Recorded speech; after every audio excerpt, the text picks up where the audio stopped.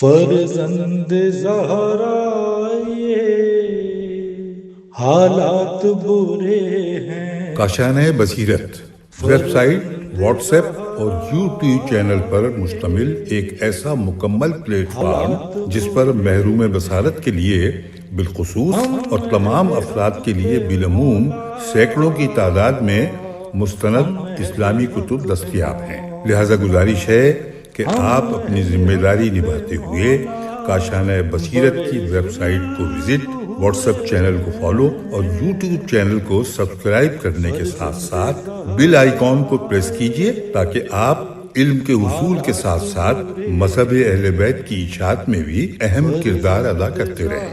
کاشانۂ بصیرت حالات برے ہیں۔ بسم اللہ الرحمن الرحیم۔ السلام علیکم سامعین، کاشانۂ بصیرت کے پلیٹ فارم پر ہم پڑھ رہے ہیں مولا علی علیہ السلام کی حکمات۔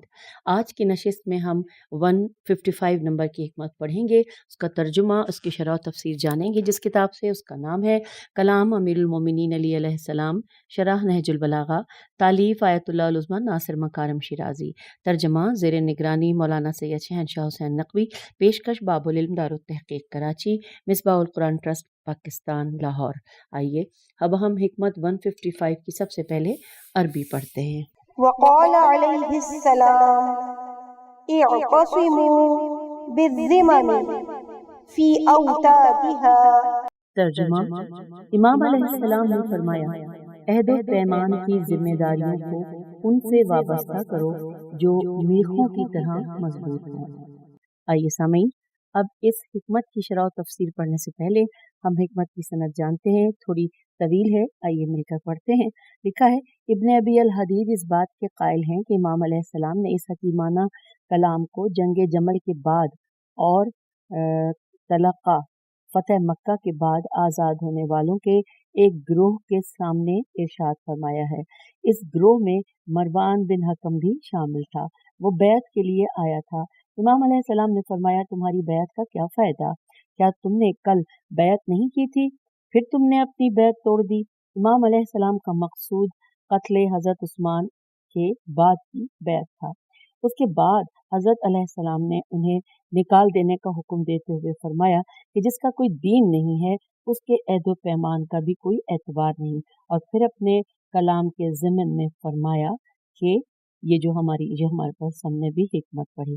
پھر لکھا ہے کتاب مصادر میں مؤلف ابن ابی الحدید کے کلام کے ذکر کے بعد مزید لکھتے ہیں کہ اس بات کے پیش نظر کہ مذکورہ مؤلف نے اس کلام کے زمان و مکان اور سبب و رود بیان، یہی لکھا ہے، میں سمجھ رہی تھی کہ روداد ہے لیکن یہاں پہ لکھا ہے ورود بیان کو ذکر کیا ہے، اور امام علیہ السلام کے کلام کو ایک طویل کلام کے ضمن میں نقل کیا ہے۔ یہ بات معلوم ہو جاتی ہے کہ اسے نہج البلاغہ کے علاوہ کسی اور کتاب سے اخذ کیا ہے اور اپنی غفلت یا اس کلام کی شہرت کی بنا پر اس کتاب کا نام ذکر نہیں کیا ہے۔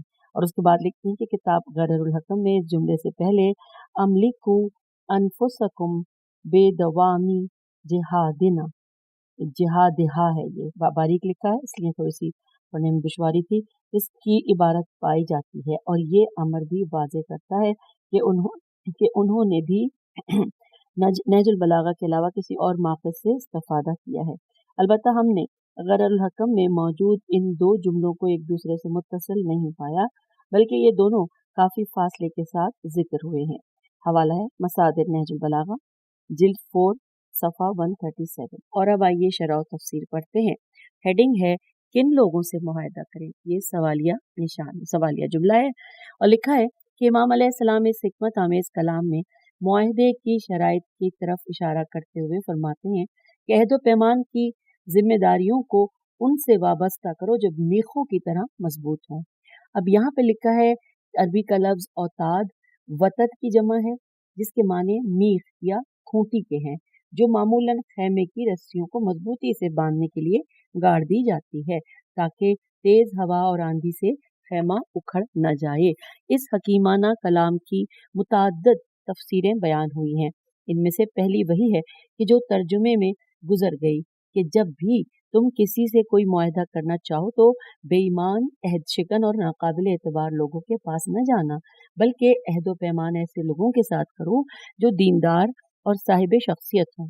ये तफसीर इस हिकमत की शान वरूद से मुताल्लिक इब्न अबी अल हदीद के उस कलाम से बिल्कुल हम आहंग है जो इस हिकमत आमेज कलाम की सनद की बहस में हमने बयान किया, क्योंकि जंग जमल के बाद जब मरवान बिन हकम इमाम अलैहिस्सलाम की खिदमत में हाजिर होकर अर्ज करने लगा कि मैं आप अलैहिस्सलाम की बैत करना चाहता हूँ, तो इमाम अलैहिस्सलाम ने फरमाया कि तुम्हारी बैत का क्या फ़ायदा, तुमने तो कल ज़ाहिरी खिलाफत के आगाज़ में मुझसे बैत की थी और उसे तोड़ डाला, अब मेरी बैत करने आए हो। इसके बाद हुक्म दिया कि इसे मजलिस से निकाल बाहर कर दें। इस बिना पर औताद से मुराद यहाँ काबिल एतमाद लोग हैं। दूसरी तफसीर ये है कि औताद से मुराद अहद व पैमान को मुस्तहकम बनाने की शराइत है, यानी जब किसी से मुआहदा करना चाहो तो उसके लिए ऐसी दकीक और मजबूत शराइत जिक्र करो कि कोई राह फरार बाकी ना रहे। तीसरी तफसीर ये कि मुआहदे पर अमल लाजिम है, लेकिन उन लोगों के मुकाबिल नहीं कि जो अहद शिकन हैं। जब भी वो लोग अहद शिकनी करें तुम भी मुआहिदे से दस्तबरदार हो जाओ।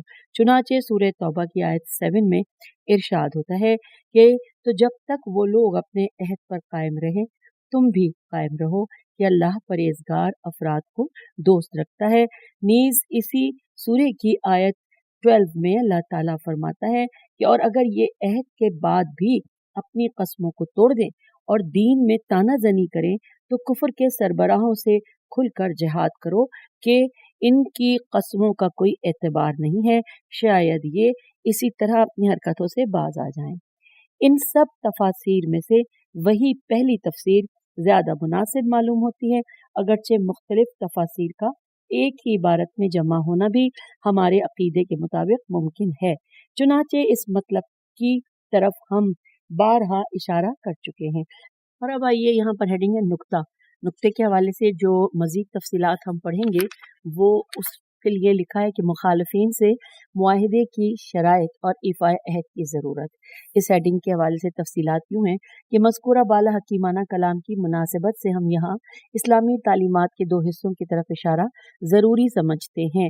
पहला ये कि हमारी दीनी तालीमात में ये हुक्म दिया गया है कि जब अपने मुखालफीन से कोई मुआहिदा करो तो होशियार रहो और काम को मजबूत तरीके से अंजाम दो।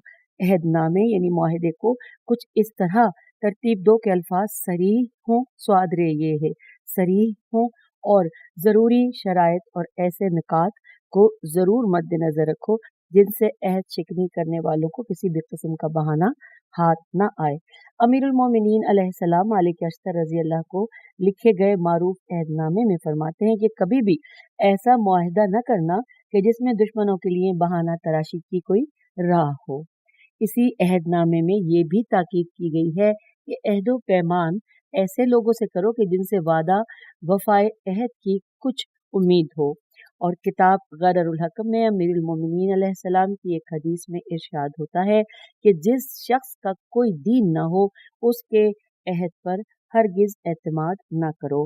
हवाला गररुल हकम सफ़ा 87 और हिस्सा 1440। वफाए अहद की पाबंदी के बारे में कुरान मजीद और इस्लामी रिवायात में भी शिद्दत के साथ ताकीद हुई है। चुनाचे सूरह इसरा की आयत 34 में इरशाद होता है और अपने अहद को पूरा करना के अहद के बारे में सवाल किया जाएगा।